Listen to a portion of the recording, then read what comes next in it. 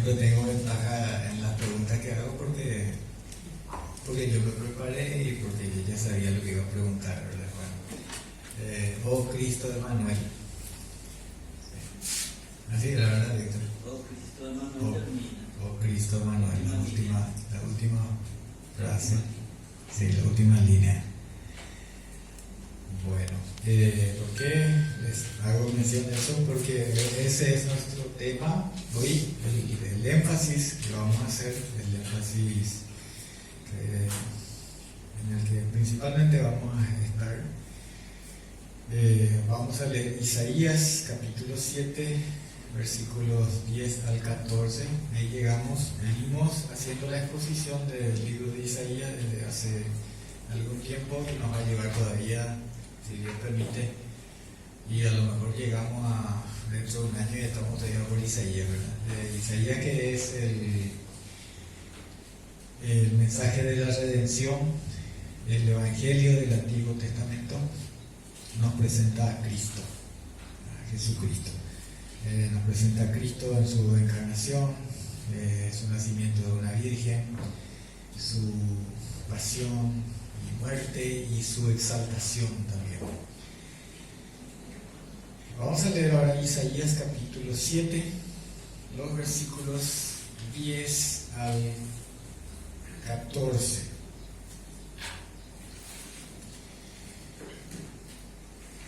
Habló también Jehová a Acaz, diciendo: pide para ti señal de Jehová tu Dios, demandándola ya sea de abajo, en lo profundo, o de arriba, en lo alto.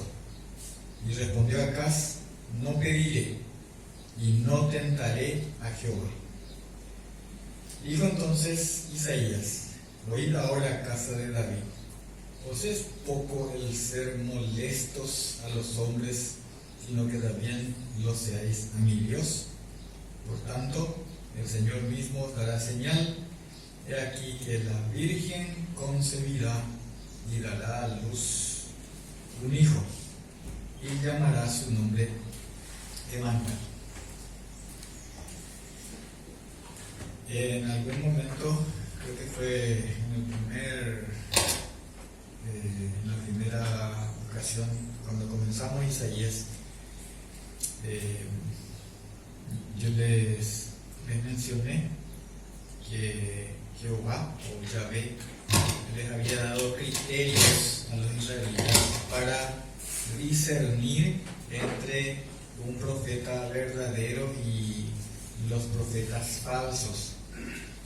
Y uno de esos criterios era que las profecías tenían que cumplirse.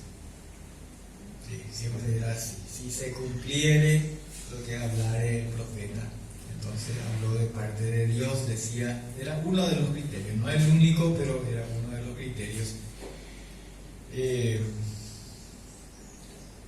Por lo tanto, y dado que muchas de las profecías no eran, en cuanto a su cumplimiento, no tenían un cumplimiento completo, pleno, en aquellos tiempos, por ejemplo en el tiempo de Isaías, que era 700 años aproximadamente antes de Cristo. Sin embargo, Dios siempre hacía que para que tuvieran credibilidad, para que estuvieran acreditados como profetas, aquellas profecías siempre tenían un cumplimiento, por lo menos un cumplimiento parcial, claro, en su tiempo, ¿sí? en el contexto, en el tiempo en el que ellos estaban. Entre paréntesis nomás, hoy mencioné en la escuela dominical, hoy voy a decir ahora solamente muy brevemente. Este criterio sería suficiente hoy por hoy para descalificar a muchos que se hacen llamar profetas, ¿sí? Porque si no se cumple, dice, no le vaya a hacer caso, decía el Señor, falsamente habla.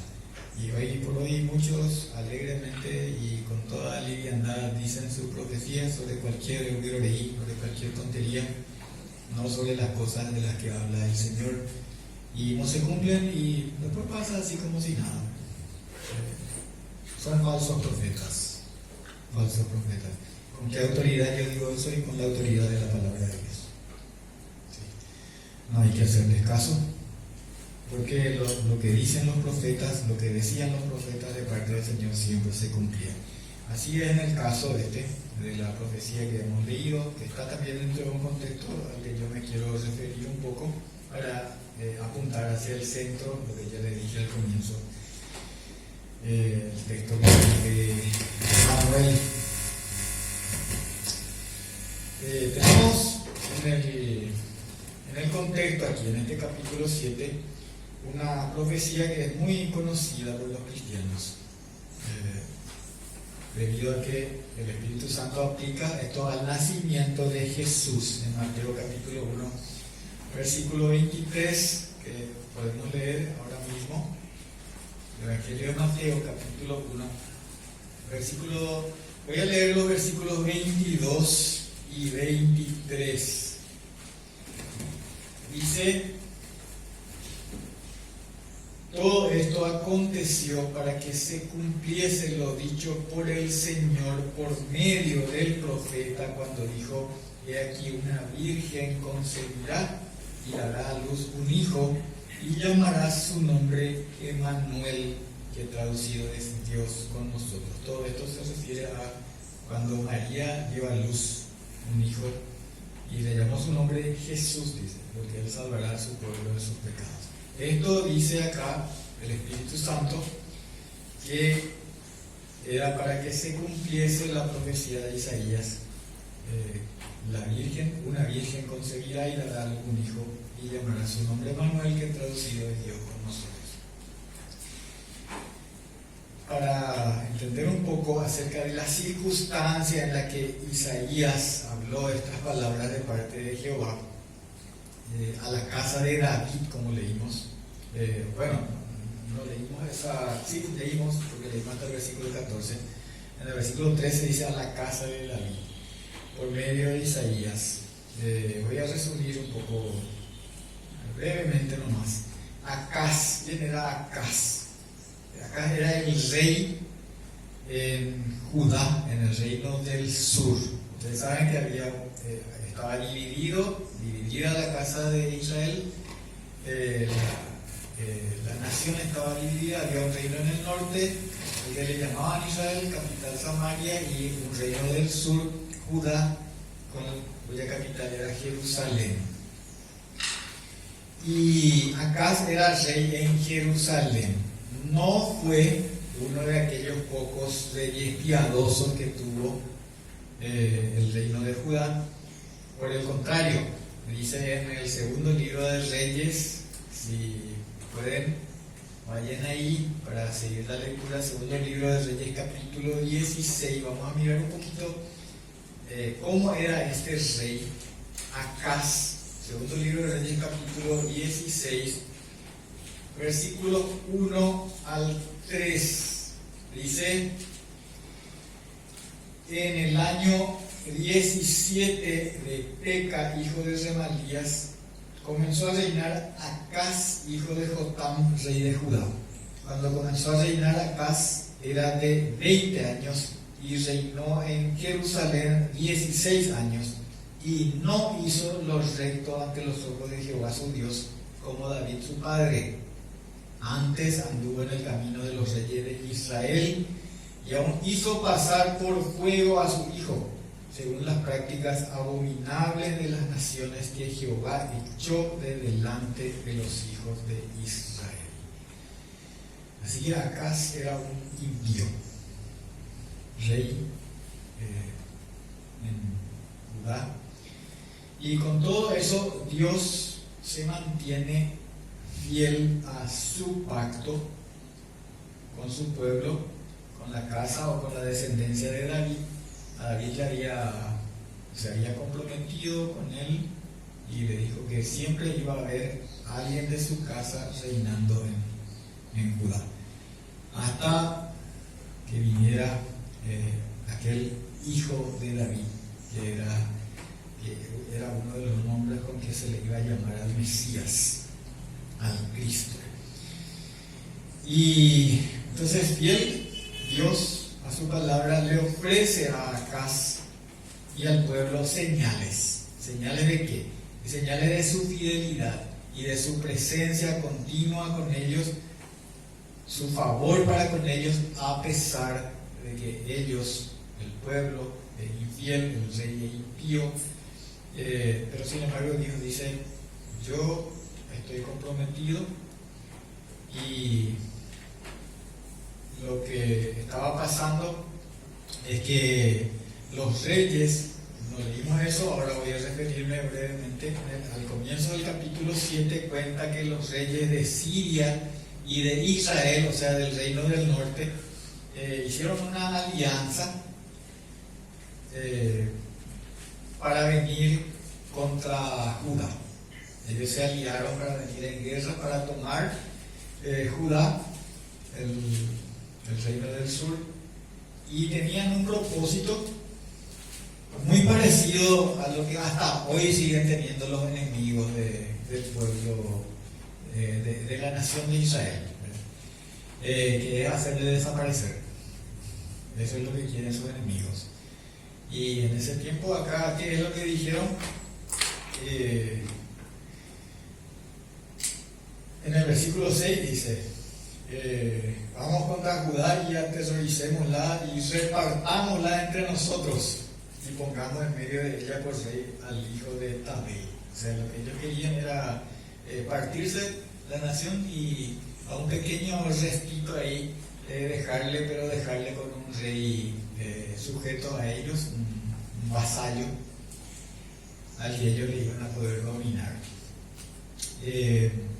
Y esto les hizo tener mucho miedo a los habitantes de Jerusalén, de Judá, incluyendo al mismo rey Acaz, que dice que estaban atemorizados. En el versículo 2 dice: y vino la nueva a la casa de David, diciendo: Siria se ha confederado con Efraín. Efraín era una de las maneras de llamarle al reino del norte, a Israel. Y se le estremeció el corazón y el corazón de su pueblo, como se estremecen los árboles del monte a causa del viento. Entonces Dios le manda al profeta, a Isaías, ir al encuentro del rey Acaz como señal. Él mismo, Isaías, el profeta, iba a hacer una señal. Dice: yo y mis hijos, dice el profeta. Dios le manda entonces ir junto al rey. Dios hacía eso con frecuencia. Tenemos varios otros casos. Por ejemplo, Oseas tuvo una manera muy triste, muy tremenda de ser señal también para el pueblo. Ezequiel también. Varios de estos hombres, ellos mismos eran señal a través de lo que Dios les ordenaba que hicieran o lo que les pasaba.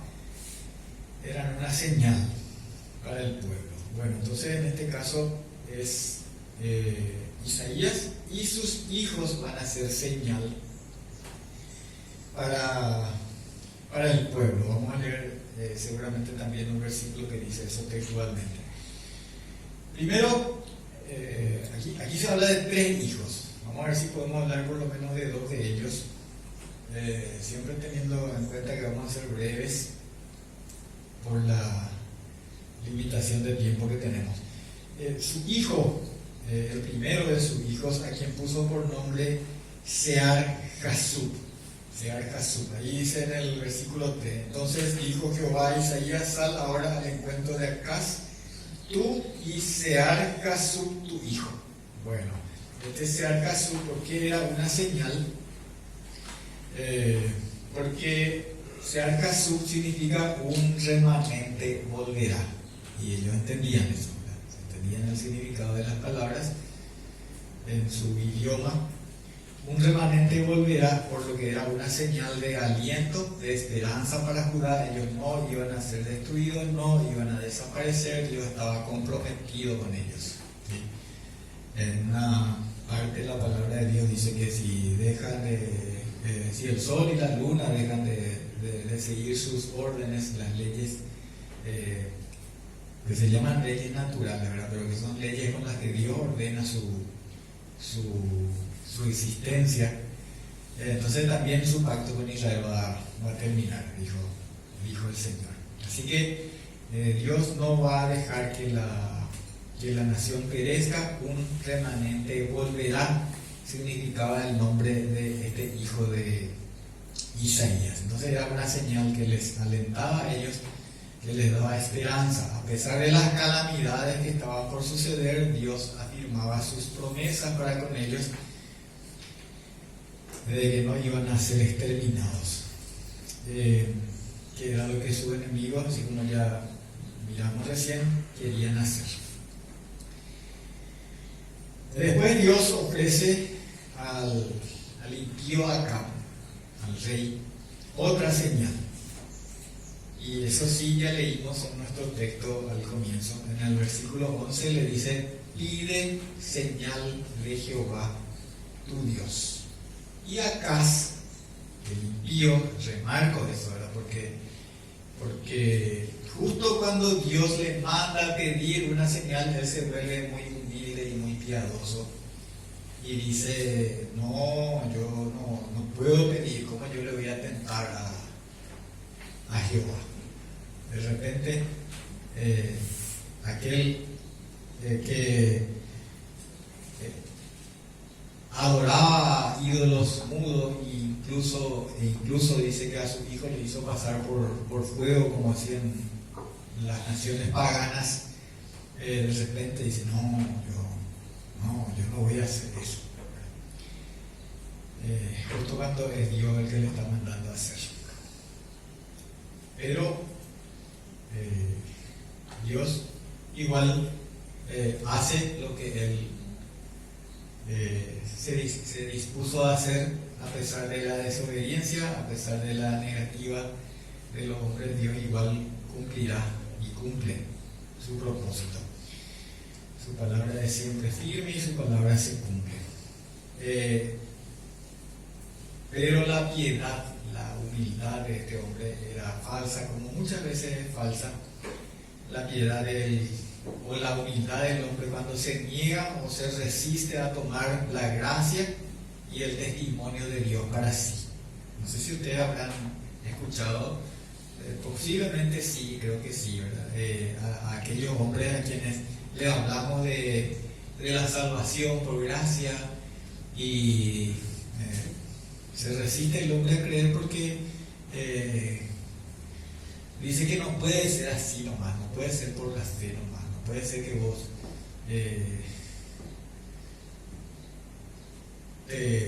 hoy ya pueda decir que sos salvo, por ejemplo. ¿Por qué nosotros podemos afirmar eso? Porque ahí dice en Primera de Juan que este es el testimonio, que Dios nos ha dado vida eterna y esta vida está en su Hijo. Y si no creemos el testimonio de Dios, entonces le hacemos a Él mentiroso, dice. Y por eso nosotros creemos en el testimonio de Dios, que Él nos ha dado vida eterna y esta vida está en su Hijo. Se resiste el hombre y rechaza así las gracias, el perdón completo de Dios por medio de Jesucristo. Por ejemplo, rechaza el hombre y en sus doctrinas incorpora elementos, nociones completamente extrañas a la palabra, a la revelación de Dios. Por eso existen esas prácticas de, por ejemplo, las indulgencias, los años de jubileo y de otorgamiento de indulgencias a cambio de hacer peregrinaciones y cosas como esas. ¿Por qué? Y por no tomar el testimonio de la palabra de Dios. El hombre se resiste a considerar las pruebas irrefutables que Dios da, confirmadas en su palabra. Y en su falsa piedad, entonces, dice: bueno, ¿y quiénes somos nosotros? ¿Quiénes somos nosotros que no estudiamos? La palabra de la Biblia tiene que interpretarte de los que estudiaron 10 años en el seminario y cosas como esa. Entonces cede su derecho a entender la palabra de Dios por la revelación, por la iluminación del Espíritu Santo a hombres supuestamente doctos y entendidos ¿Quiénes somos para hablar nosotros directamente con Dios? Y cosas así. Entonces necesitamos a alguien que abogue, que interceda por nosotros. Cuando Dios nos ha dado al único y suficiente mediador, abogado que tenemos, que es Jesucristo. Dice su palabra, dice el mismo Señor. Pero no queremos creer a su testimonio, a las pruebas que Dios nos da. Y el hombre llega incluso a consultar a otras fuentes por no ir a Dios. Y aquí quiero saltar brevemente al capítulo 8, hermanos, capítulo 8, versículos 18 y 19. Dice: y si os dijeren, preguntad a los encantadores y a los adivinos que susurran hablando, responded, ¿no consultará el pueblo a su Dios?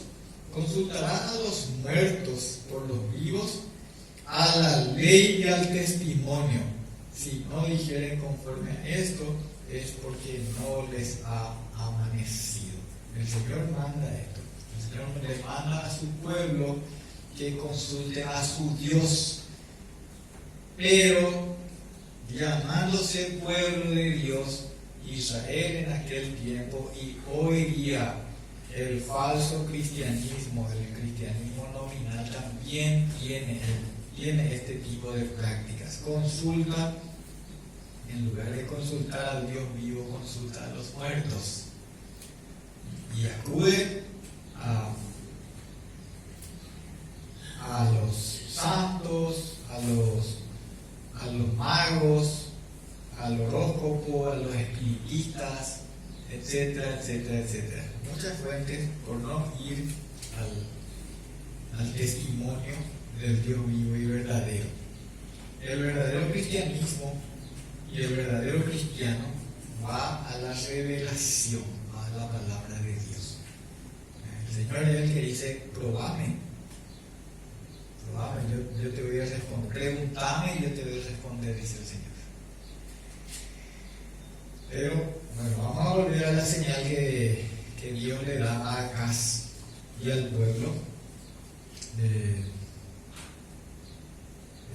Esas señales eran, como dijimos, él y su hijo. Leemos también en el capítulo 8, versículo 18, haciendo un salto.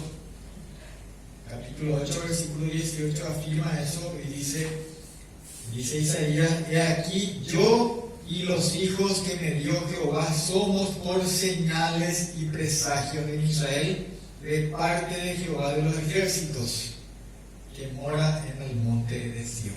Ahí entonces tenemos claramente afirmado que él y sus hijos eran la señal que Dios les estaba dando. Ya leímos los versículos 13 y 14 acerca del segundo hijo de Isaías, que posiblemente era hijo de una segunda esposa. Y el término que se usa para referirse a la condición de la madre de su segundo hijo, dice la virgen concebida, dice. Se usa de muchas maneras, pero aquí se entiende. No voy a ahondar yo en los vocablos en el hebreo, pero solamente mencionar que se refiere a una joven soltera, y como era soltera, entonces era virgen también conforme a la moral y a la costumbre. ¿Y en qué consiste la señal dada por el Señor? En que esta joven que se casa con el profeta, virgen, entonces hasta el momento de unirse con él, queda encinta. Bueno, eso no sería ninguna señal por sí sola, pero sí por lo que sigue y completa la señal. Dice que le puso al niño por nombre Emanuel. ¿Qué quiere decir Emanuel? Dios con nosotros. Para ellos en ese momento, todavía estoy bajando un poquito a tierra, a las circunstancias de ellos para después proyectar a lo que es Jesucristo. ¿Qué quería decir ese nombre que le estaba poniendo ahí? La Virgen concebirá y le pondrá, dará a un hijo y llamará su nombre Emmanuel. ¿Qué quería decir Emmanuel para ellos en ese momento? Que Dios estaba con ellos. ¿Sí? Que es lo que ellos necesitaban saber en ese momento. Así como necesitaban saber por el primer hijo, Dios les hizo saber que un remanente volverá a la nación, no va a ser exterminada. Ahora les hace saber, Dios está con nosotros. Dios es con nosotros. Bueno, hasta ahí va creciendo, ¿verdad? La señal, va aumentando. Pero los versículos siguientes, 15 y 16, dice: comerá mantequilla y miel hasta que sepa desechar lo malo y escoger lo bueno, porque antes que el niño sepa desechar lo malo y escoger lo bueno, la tierra de los dos reyes que tú temes será abandonada. Y ahí les dice, le da un mensaje de aliento, le dice: ya, cuando ese Mitaí, ese niño, Emmanuel, antes de que él tenga el entendimiento como para saber qué es bueno y qué es malo, que más o menos se calcula que eran los 3 primeros años, antes de que él tenga 3 años, estos dos reyes a los que vos le tenés tanto miedo se van a rajar. Hablando de una manera así muy coloquial nuestra, se van a ir, van a abandonar la tierra. Y esa es la señal, ¿sí? Esa es la señal completa. Y esto así mismo se cumplió en ese tiempo. Ahora, ¿cuál es la proyección que le da el mismo Espíritu Santo en el Nuevo Testamento? Y el Espíritu Santo le inspiró a Mateo a aplicar aquella señal profética al nacimiento del Mesías, de Jesús, de María, de aquella virgen, joven virgen, desposada con José, o sea, comprometida con José. No estaba todavía unida al casamiento. Creo que ya sabemos eso suficientemente. Por eso es que ella dice, cuando el ángel le anuncia el nacimiento de Jesús, le dice: pero no puede ser si yo todavía no tengo relación con ningún varón. Ella solamente estaba comprometida y esperando el tiempo de su desposorio, es decir, de su casamiento, de su enlace de hecho. No solo la condición virginal de María adquiere un sentido más completo, porque ella sí era virgen al momento de la concepción. La esposa de Isaías era hasta que se unió a él. Y sin embargo María, porque dice la palabra de Dios que ella concibió por obra del Espíritu Santo, sino también el nombre de Emmanuel adquiere un sentido más pleno.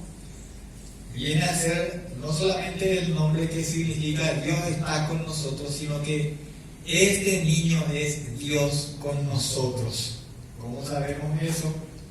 Bueno, vamos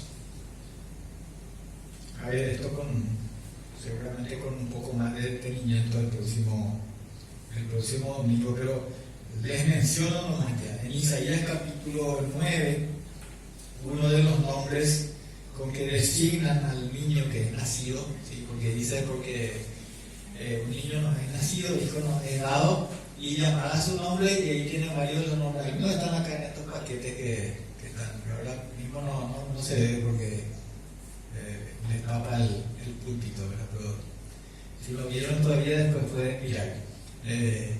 Uno de los nombres es Dios fuerte.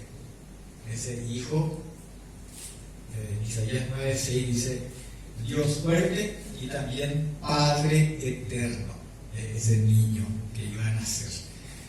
San Juan dice también en su Evangelio, en el capítulo 1, versículo 1, que el Verbo estaba con Dios y el Verbo era Dios. ¿Sí? Y en San Juan 1:14 dice que aquel verbo se hizo carne, o sea, Dios se hizo carne y puso su tabernáculo entre nosotros. A pesar del pecado de Israel, por haber desechado a su Dios, a pesar del pecado de Acaz, por haber sido un impío y por haber practicado aquellas cosas abominables, siguiendo las costumbres de los pueblos que Dios le había mandado echar. Dios les mostró una y otra vez su fidelidad y su misericordia. Y a pesar de nuestro pecado y de nuestra rebelión, Dios mismo vino a morar entre nosotros y se hizo hombre. Y como hombre se hizo siervo. O sea, se hizo otra vez entre los hombres el más bajo, el siervo, se humilló hasta la muerte y muerte de cruz, cargando sobre sí todos nuestros pecados. ¿Hasta qué punto fue su amor? ¿Hasta qué punto Él se acercó? ¿Sí? Mas Dios muestra su amor para con nosotros en que siendo aún pecadores, Cristo murió por nosotros, ¿verdad?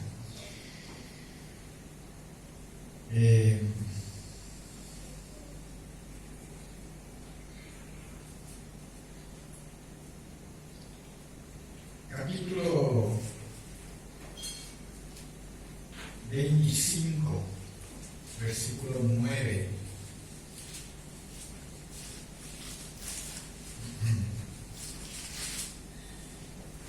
De Isaías. Quiero leerles algunos nomás, solamente afirmando esto de quién era este niño y por qué es Emmanuel en el caso de Jesucristo, de una manera plena y completa, Dios con nosotros. En Isaías también, capítulo 25, versículo 9, dice: y se dirá en aquel día, he aquí, este es nuestro Dios, le hemos esperado y nos salvará. Este es Jehová, a quien hemos esperado, nos gozaremos y nos alegraremos en su salvación. Otro versículo en Isaías, capítulo 35, versículos 4 y 5. Decid a los de corazón apocado, esforzaos, no temáis, he aquí que vuestro Dios viene con retribución, con pago. Dios mismo vendrá y os salvará. Entonces los ojos de los ciegos serán abiertos y los oídos de los sordos se abrirán. Y después habla del cojo y del mudo, y todo eso se cumplió en la venida de Jesucristo, el Dios encarnado. Capítulo 40, también ya que estamos en Isaías, versículo 10. Isaías 40, 10, dice: y aquí que Jehová el Señor vendrá con poder y su brazo señoreará. Y aquí que su recompensa viene con él y su paga delante de su rostro. El versículo siguiente dice: como pastor apacentará su rebaño. En su brazo llevará los corderos y en su seno los llevará, pastoreará suavemente a las recién paridas. Este es Emmanuel, este es Jehová, Dios con nosotros. Así que podemos decir: oh Cristo, Emmanuel. Qué precioso es que podamos saber que Dios está con nosotros y que Dios vino a morar entre los hombres, a poner su tabernáculo entre los hombres. Entonces ahí tiene un significado pleno para nosotros decir que Cristo Jesús es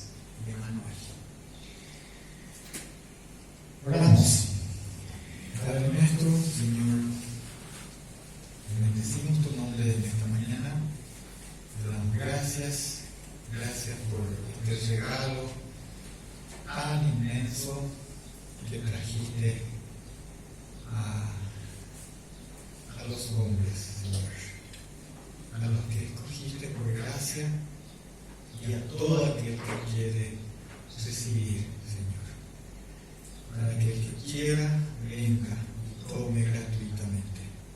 Gracias por Emmanuel, gracias por Jesucristo, gracias por tu salvación, gracias por aquella noche tan hermosa en